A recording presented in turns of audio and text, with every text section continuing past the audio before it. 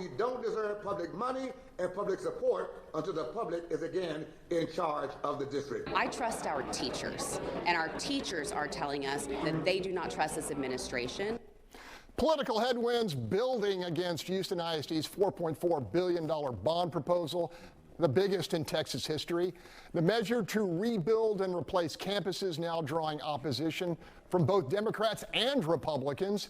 State-appointed Superintendent Mike Miles has proven the lightning rod for much of the criticism, which centers in part on his heavy-handed replacement of teachers and principals, as well as imposition of the controversial new education system methodology.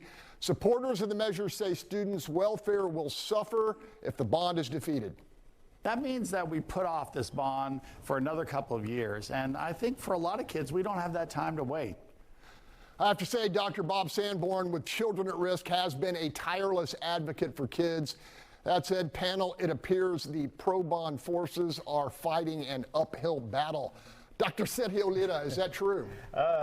Yes, I mean, Dr. Sanborn, I know him, and he's his special interest group is real estate, and I understand that part of it. But a couple of things. I'm happy to see that the Republican and the Democratic Party are actually agreeing on something here that's very unique, because they know a lot of voters and they can sway a lot of voters. Secondly, most small cities, Conroe, Fort Bend, Katy, have proposed and passed bonds based on the population growth and enrollment growth because they need more schools. This is the opposite. We have lost tremendous amount of students in HISD, but more importantly, we have lost 150 principals. A lot of them are very good, and they know a lot of people in their communities. 5,000 teachers have left under the Miles regime. If you create a culture of fear and intimidation, it's going to be very difficult to pass. Yes, I can hear it, that the scores have gone up, but it's sustainable. It's going up. And also in the last bond, there are some schools that were rebuilt. I can give you the names of them. South May, J.R. Harris, other schools that were rebuilt. There are literally now ghost towns. So why are we going to spend so much money? And I've been on the board, and let me just tell you one thing. This is not about the kids. This is about $4.2 billion worth of contracts that's going to balloon to $9-point-something billion.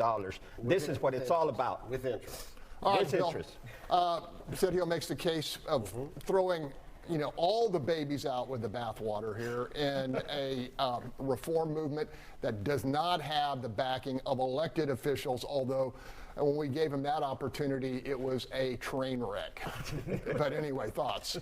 So HISD enrollment is down 50,000 kids in the last decade, from about 220 to 170. And even HISD is projecting that to fall down around 160 in the next few years here. Look, the truth of the matter is, we will never have more school-age children in Houston than we have right now. It will go down every year from now on. That's just the demographics of it.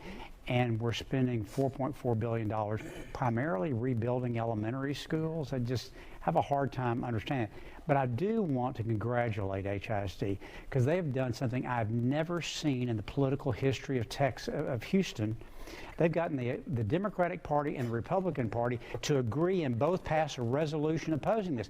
I just, you have to really give kudos to somebody that can unite the political parties like that. Go ahead, Gary. Here is the big problem, and the panel's talked about it. The population of students is going down, and the whole district needs to be reimagined, because what they're trying to do is put a bond issue on top of the present system, which before was failing, but secondly, we have empty schools.